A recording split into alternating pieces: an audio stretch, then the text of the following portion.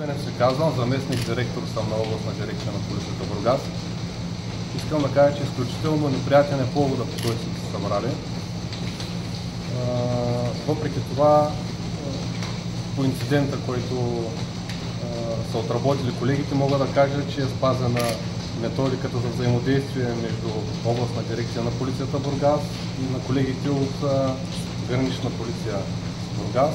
Протокола и действията са съгласувани, не са допуснати влизане на автомобила в градската част и пътните артерии на града. Запазен на първо място живота и здравето на колегите и на гражданите. Също така, благодарение на адекватната реакция, знаете, са спасени няколко човешки живота, които са имали и жизнени показатели. Относно самото отработване и действие на терен, директора на гранична полиция в Бургас и началника на охранителна полиция могат да ви дадат повече подробности, ако имате въпроси. Здравейте! Старши комисар Лъчезар Момчев, директор съм на регионална дирекция гранична полиция в Бургас.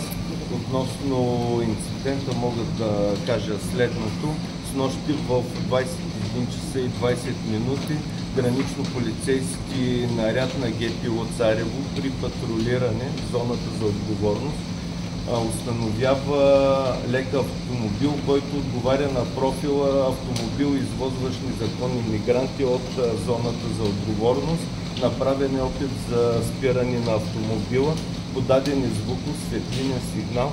Автомобила отказва да се подчини на полицейските органи. В последствие са направени още няколко опита за спиране на автомобила от полицейски наряди. Също така е задействана и процедура, която се изпълнява съвместно с другите служби на МВР, Национална полиция, жандармерия за заградителни мероприятия на КПП Пода. Автомобила с мигрантите се движи много рисково, като непосредствено преди неговото спиране, защото там имахме готовност да използваме лента за принудително спиране на автомобили. Автомобила избутва движещ пред него лек автомобил на едно семейство, като автомобила дори застрашава и сигурността на полицейските служители. Автомобила започва да движи по улица Транспортна, булевард Транспортна, като вече навлиза към гъстонаселените райони на град Бургас, където полицейски наряд се умява да използва лентата за принудително спиране. Направен е опит да избегне тази лента вследствие на голямата скорост, вероятно и на лошите климатични условия. Водача на автомобила с мигранти губи контрол и съответно се достига до този инцидент, като колегите съвсем професионално веднага оказват и животоспасяващи действия. Част от мигрантите са спасени и са введени са в медицинско заведение.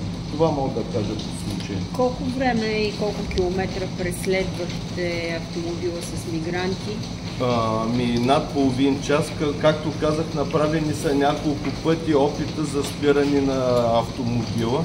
Той постоянно сменя посоката на движение, като се опитва да избяга от полицейските органи. Защо не е спрян на Пода КПП, при положение, че там имате заграждение, имате достатъчно добра инфраструктура, за да се случи това нещо? Както казах преди малко, направен е опит, колегите имат готовност за ползване на лента за принудително спиране. Пред този автомобил движи друг лек автомобил с семейство лица. Непосредствено преди КПП-то този автомобил с мигрантите избутва движещия пред него автомобил. Тоест има опасност и за семейството, което движи, и с цел все пак и недопускане на ранявания или застрашаване